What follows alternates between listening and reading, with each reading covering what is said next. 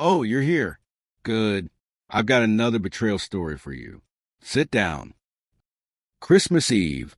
Candlelight glowed across the ornaments, but the warmth was gone. She looked straight at me and said, I never loved you. For a second, the words hung in the air heavier than the scent of roasted ham on the table. The tree twinkled like it was mocking me, and the only sound in the room was a faint hum of holiday music drifting from the living room stereo. My name's Michael Carter. I'm 38 years old. I run a carpentry shop in town, and for most of my life, I thought I understood what family meant. My wife, Julia, was supposed to be the one person I could trust without question.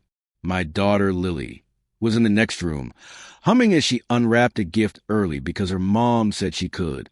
That was my life, or at least the version of it I thought I had. I'd spent the whole day playing the part of a husband who still believed everything was fine.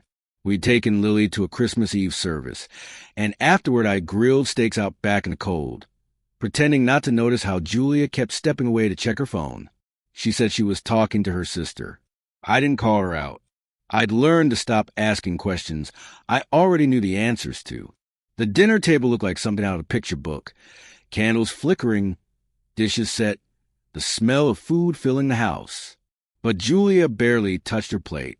She kept her hands folded in front of her, eyes darting everywhere except mine. Lily had disappeared into the living room after inhaling her mashed potatoes, leaving just the two of us. I thought maybe she'd keep up the act through the holiday. Maybe she'd at least fake it for our daughter's sake. But then she finally lifted her eyes, and there it was, the moment I knew was coming. I never loved you. She said it without hesitation, like she'd been rehearsing. No cracks in her voice, no tears threatening to spill, just a statement, flat and merciless.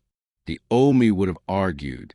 I would have demanded to know how she could say that after 15 years of marriage, after raising a child together, after every late night I stayed at the shop just to keep a roof over our heads.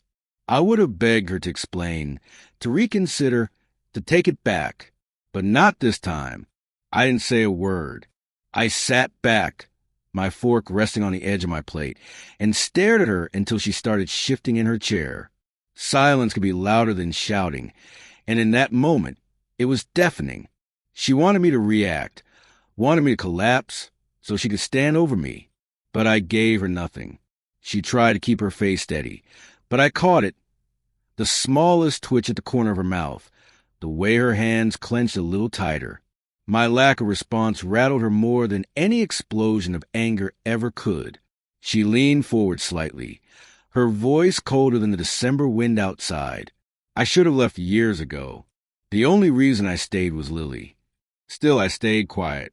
My eyes flicked toward the living room, where Lily's laughter rose above the sound of wrapping paper tearing. She had no idea what was unraveling just a few feet away. I let Julia's words hang, let her fill the silence with her justifications. She talked about being unhappy, about how she deserved more, about how she'd been done pretending for a long time. Every word slid off me like water, not because they didn't hurt, but because I'd been bracing myself for this exact storm. When she finally stopped, when the house seemed to settle into the tension, I leaned back and let a slow breath slip through my teeth. You're done pretending, I said quietly. Good. Her brow furrowed. She wasn't expecting that. I met her eyes, and for the first time all night, I let her see something other than silence. Not anger, not desperation, just certainty. And then, in my head, I thought the words I'd been carrying for weeks. I knew this was coming. I'd been waiting for it. I wasn't surprised. Not really. Because the truth is, I'd already seen the cracks forming long before she said out loud. The late nights, the cold shoulder, the missing money, the way her laughter always came a little too easily when she was texting someone who wasn't me. So I didn't beg her to stay. I didn't plead for her love. Instead, I let the silence speak for me, and I let the words she thought would break me bounce around the room until they lost their power. I pushed my chair back slowly, the legs scraping against the hardwood floor. Julia flinched at the sound. I stood, glanced toward the living room where Lily was still too distracted to notice, and then looked back at the woman who had just gutted me with a single sentence. "I'm not surprised," I told her, my voice low but steady. "And if you think this is the first time I've heard those words, you're wrong." Her eyes widened slightly, but before she could ask what I meant, I turned away, because what she couldn't know, was that I'd been preparing for this moment. I'd been collecting pieces of the truth she thought she'd hidden. And now, as Christmas Eve burned itself into memory, it was time to tell the story. So let me take you back to where the cracks first began to show. Weeks earlier, before Christmas lights even went up, I started noticing things I couldn't ignore. Julia had always been attached to her phone, texting her sister, checking work emails, scrolling through social media when she was bored. But something shifted. Suddenly, the phone wasn't just in her hand. It was glued to her like a lifeline. If I walked into the room, she'd flip it face down on the couch cushion. If it buzzed, she'd slip into the kitchen to check it. When I asked who it was, she'd roll her eyes and say, "No one, just a friend from work." Her words were casual, but her eyes wouldn't stay on mine. That's when the first real unease set in. At night, when she thought I was asleep, I'd hear the faint tapping of her thumbs, a soft glow under the blanket. It wasn't the light that kept me awake. It was the realization that she felt the need to hide. Then came the errands. At first, they were believable. A late run to the grocery store, picking up wrapping paper, and getting a head start on holiday shopping. But the times didn't add up. She'd leave at 8 and come home past 11 with nothing in her hands. Once, she walked in smelling faintly of wine. When I asked, she claimed she ran into a friend and grabbed a drink. I wanted to believe her, but the story didn't sit right. Which friend? Why not mentioned before? And why were her cheeks flushed, not with alcohol, but with the kind of energy that comes from being somewhere you shouldn't be? I tried brushing it off, convincing myself I was imagining things. But small lies have a way of unraveling when you tug at the threads. One night, she said she was going to her sister's house to help with a sewing project. I happened to bump into her sister the next day at the hardware store. Just casual small talk, and when I mentioned Julia's late-night visit, her sister frowned. "What visit?" she asked. She hadn't seen Julia in weeks. That was when my stomach dropped. After that, I paid closer attention. The slip-ups came faster. She'd say she was stuck in traffic, but the map app on my phone showed green roads the whole way. She'd say she worked late, but her job closed at 5. And when I asked simple questions, the kind a spouse should answer without hesitation, she grew defensive. "Why are you interrogating me?" She snapped once, shoving her phone into her purse, so hard I thought the screen would crack. The distance between us grew like a shadow. Dinners that used to be filled with chatter became silent affairs where she scrolled her phone, and I chewed in resentment. Weekends, once reserved for family traditions, turned into excuses. Every year we decorated the house together, blasting carols while Lily handed me ornaments. This time, Julia suddenly had work to catch up on. I decorated most of the house alone while she disappeared upstairs. When she finally emerged, she barely glanced at the tree. It wasn't just what she did, it was what she didn't do. No more kisses on the cheek when I left for work. No more asking how my day went. No more laughing at Lily's silly jokes during dinner. She was in the house, but she wasn't really there. And Lily noticed. Kids always do. One night, my daughter crawled onto the couch next to me while Julia sat upstairs. "Is Mom mad at you?" she whispered. I forced a smile and said no, but the lump in my throat made it hard to swallow. That was when I realized this wasn't just about me anymore. Whatever Julia was hiding, it was already bleeding into the family we'd built. The financial cracks showed up not long after. I was balancing the books of the shop when I noticed a withdrawal I didn't recognize. A couple $100 here. Then again a week later. At first, I thought it was an error, but then more popped up. Gas stations are on the other side of town. Restaurants we'd never been to together. Once, A hotel charge, not expensive enough for a family trip, but too pricey for just a lunch. When I brought it up, Julia brushed it off like lint on a sweater. Oh, that was for gifts. Don't worry about it. She kissed me on the cheek, the first time in weeks, and walked away before I could press further. That fake kiss told me more than the receipts ever could. I want to confront her, to demand she look me in the eye and tell me the truth. But something held me back. Maybe it was fear. Maybe it was the thought of Lily overhearing. Or maybe it was because deep down, I already knew what I'd hear, and I wasn't ready for it. Weeks before she told me she never loved me, I already knew something was breaking. I just didn't know how far it went, or who else was helping her crack it wide open. One night, suspicion got the better of me, and I followed a glance she thought I didn't notice. Julia had been walking through the hallway, late after she thought Lily was asleep. She grabbed her phone from the counter and gave the garage door that same quick flick of her eyes. She didn't say anything, just padded upstairs like nothing was wrong. But that glance stuck to me like a thorn.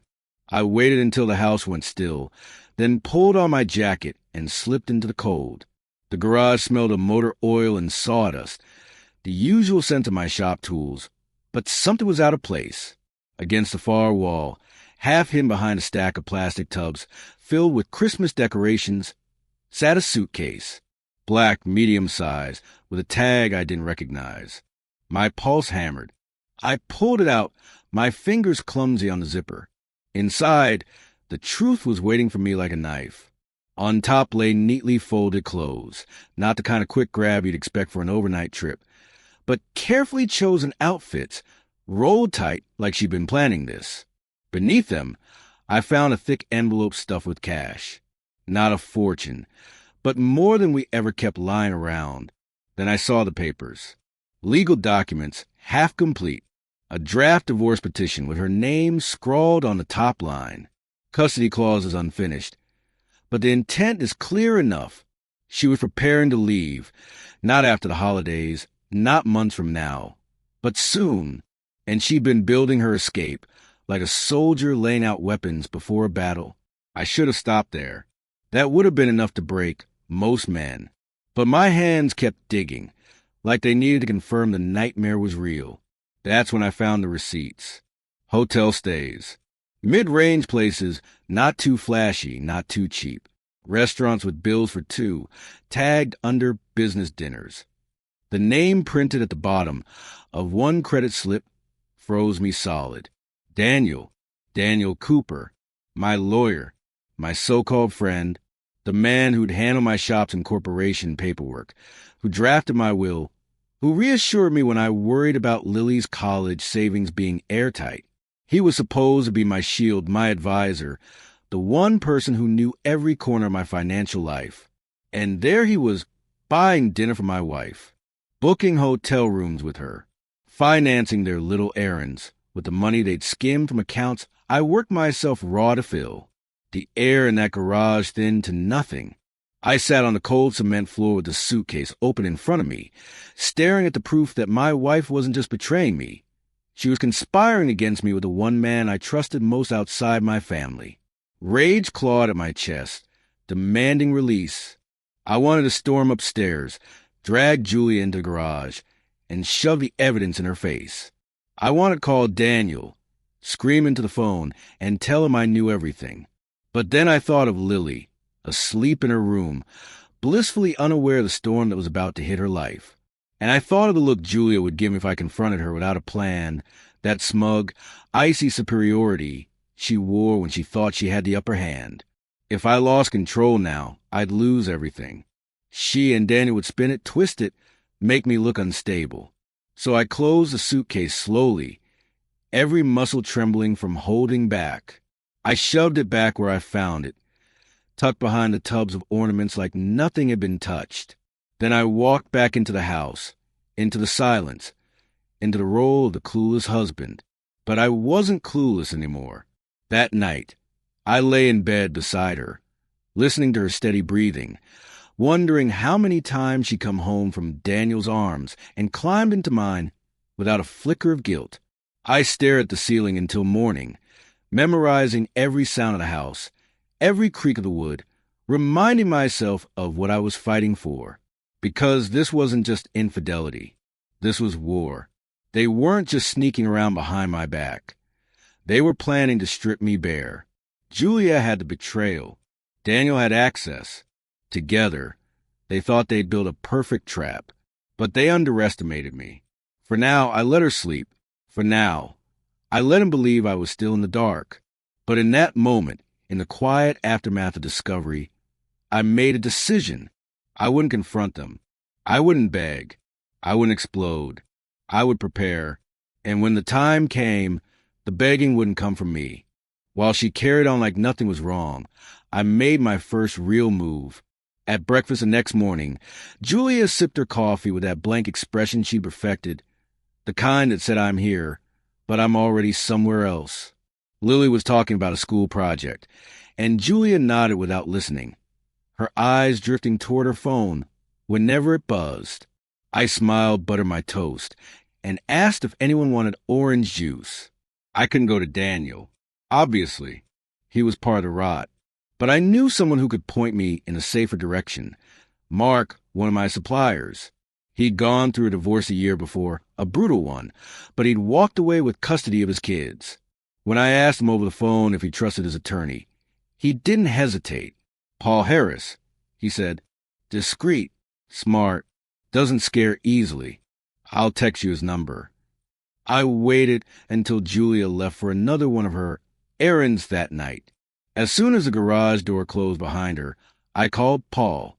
His voice was steady, professional, but with an edge that told me he'd heard stories like mine before. We agreed to meet the next morning in his office before business hours. Walking into that office felt like crossing a threshold I could never come back from. Paul was mid-40s, sharp suit, sharp eyes, no wasted words. I laid out what I had, photos of the receipts, copies of bank statements, the details about the suitcase. I didn't sugarcoat it.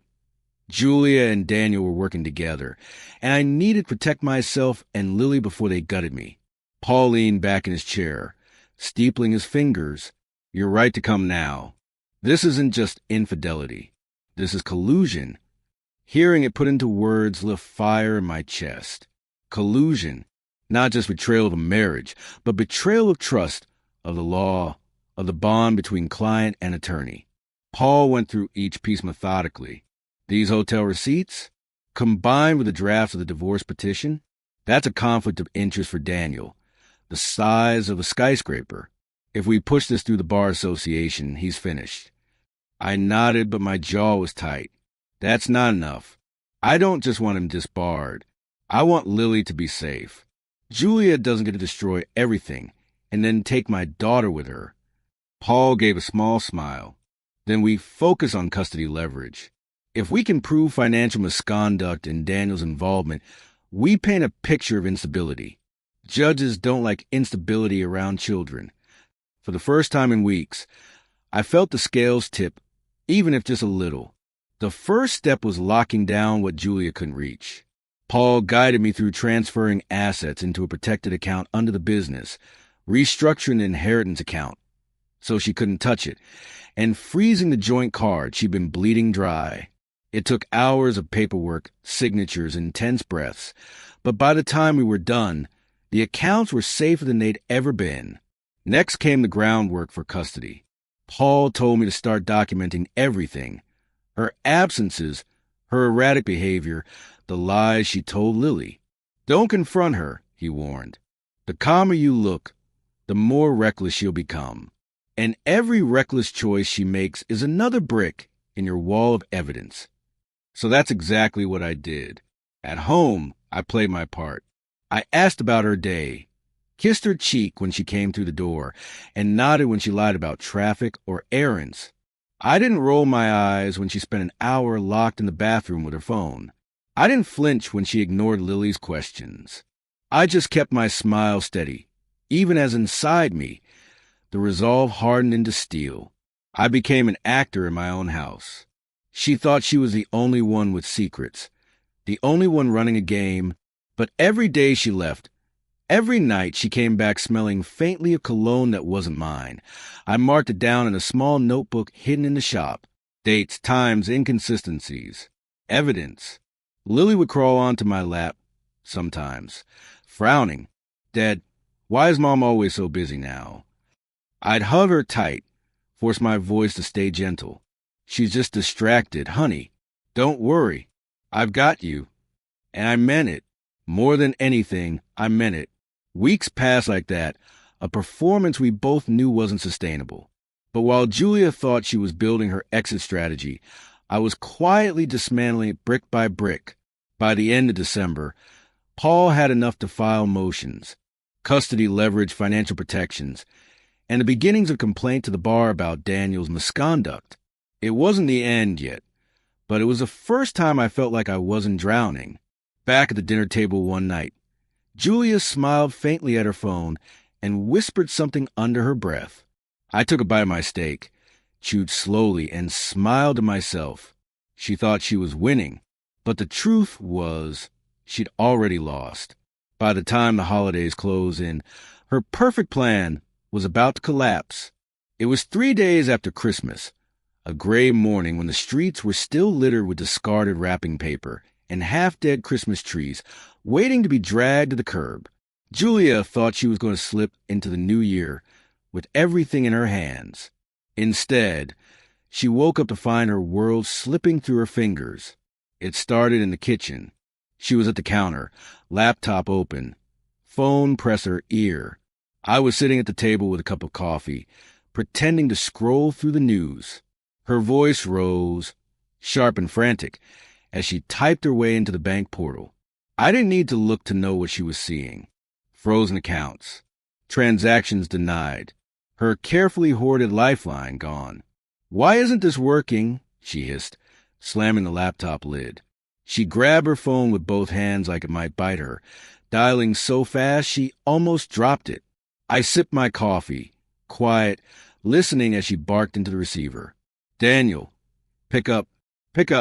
What the hell is going on?" She paced the kitchen, phone pressed so hard against her ear, I thought she'd snap it in half.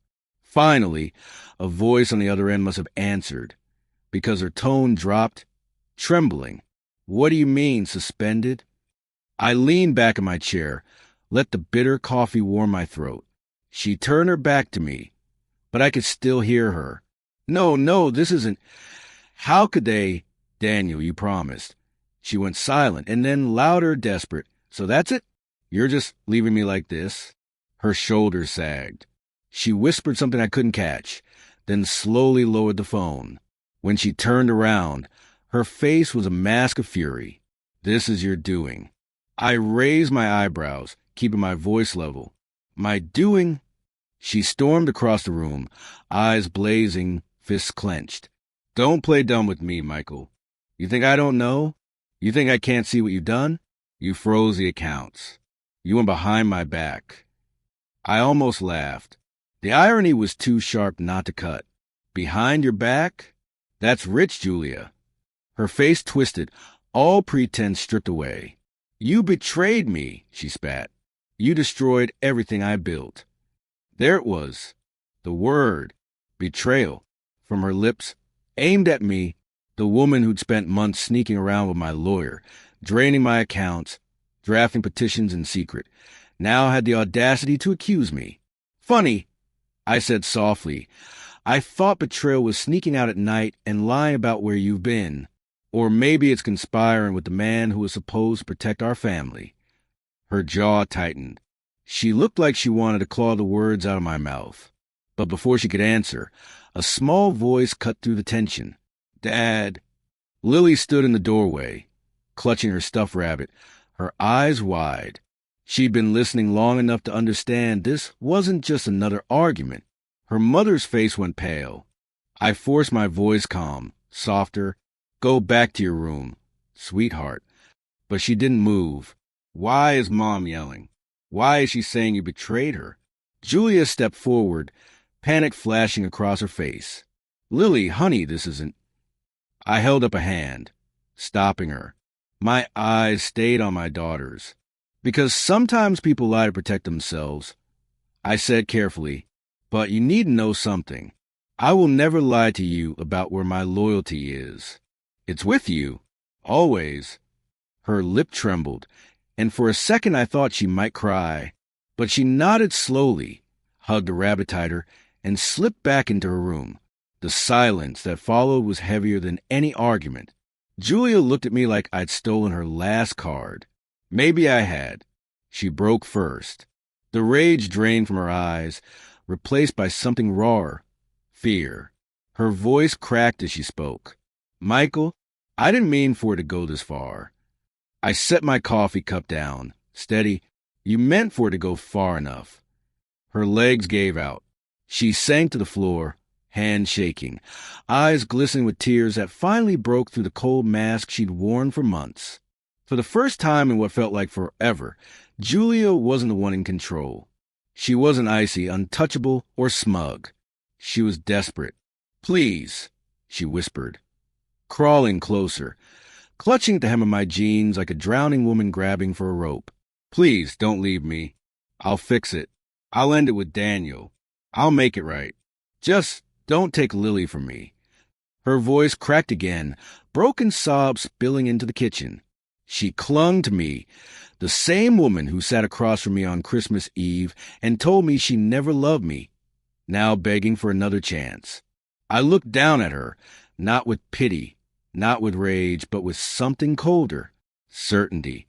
You had your chance, Julia. You had every chance. She shook her head violently, tears dripping onto the tile. No, you don't understand. I was confused. I didn't mean it. Michael, please. Her sobs echoed through the house, and for a moment I almost felt the weight of 15 years pressing against me, reminding me of the woman she used to be, the life we once shared. But then I remembered the suitcase, the lies, the way she told me, flat and merciless. I never loved you. And just like that, the weight lifted. I stepped back, forcing her hands to slip from my jeans. She collapsed against the floor, a sobbing heap, begging through tears that blurred her mascara. It wasn't me on my knees. It was her.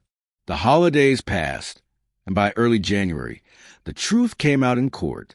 Snow still clung to the sidewalks when I walked into the courthouse, Lily's small hand tucked in mine. Paul was already waiting inside, crisp suit, files neatly stacked. Julia stood across the room, pale and nervous, her eyes darting around like a cornered animal. For the first time in months, she didn't have Daniel at her side. He was too busy scrambling to save what was left of his career, suspended pending investigation. Judge Ramirez entered, his voice steady, commanding order. The hearing wasn't long, but it was brutal. Paul laid out the evidence piece by piece. Julia's financial misconduct, the hidden suitcase, the receipts linking her to Daniel, the conflict of interest that poisoned everything Daniel had touched. Every word tightened the noose around her credibility. Julia tried to fight back. She claimed I was controlling, that I'd cut her off from accounts unfairly. But her voice cracked, her hands shook, and every accusation fell flat when Paul countered with proof. Documents, dates, numbers that couldn't be twisted. When the judge finally spoke, it was with the calm finality of a gavel already struck.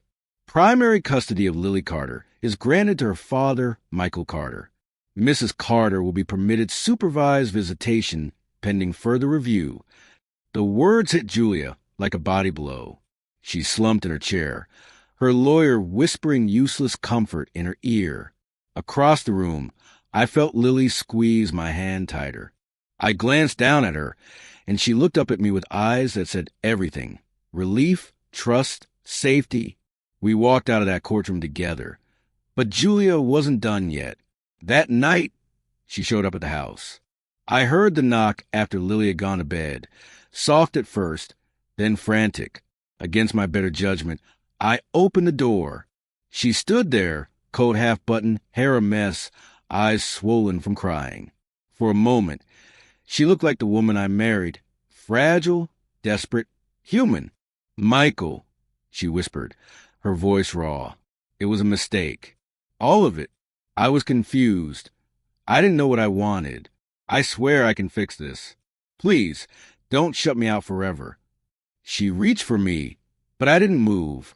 I stared at her, remembering Christmas Eve, the cold certainty in her voice as she told me she never loved me, remembering her hand on my lawyer's arm, her lips on someone else's glass of wine, her lies layered so thick they smothered everything we once had. Slowly I shook my head. You said it yourself, Julia. Her eyes widened, tears threatening again. You never loved me. The words hit her harder than the judge's ruling. She staggered back like I'd slapped her. For once, there was nothing left for her to say. I closed the door, locked it, and leaned against it for a long moment, listening to her sobs fade into the night. It wasn't joy I felt. It wasn't triumph. It was released. A chain snapping free. The next morning, I brewed coffee while Lily sat at the table, sketching in her notebook. She looked up and smiled, a real smile, the kind I hadn't seen in weeks. The house felt lighter, the air easier to breathe. When we stepped outside, the winter sun was breaking through gray clouds, melting the last of the ice on the driveway. I held Lily's hand, and together we walked into a new year. Just the two of us, stronger than the storm we'd survived. Behind us, the house was quiet. Julia's shadow no longer filled it. She was alone now, with nothing but her choices. The choice had been made long before January. She just didn't realize it until it was too late. If your wife told you on Christmas Eve that she never loved you, would you have seen it coming, or would it have blindsided you? And when she begged after everything, would you have given her another chance or shut the door? Let me know in the comments. And if you want more betrayal stories like this, hit subscribe.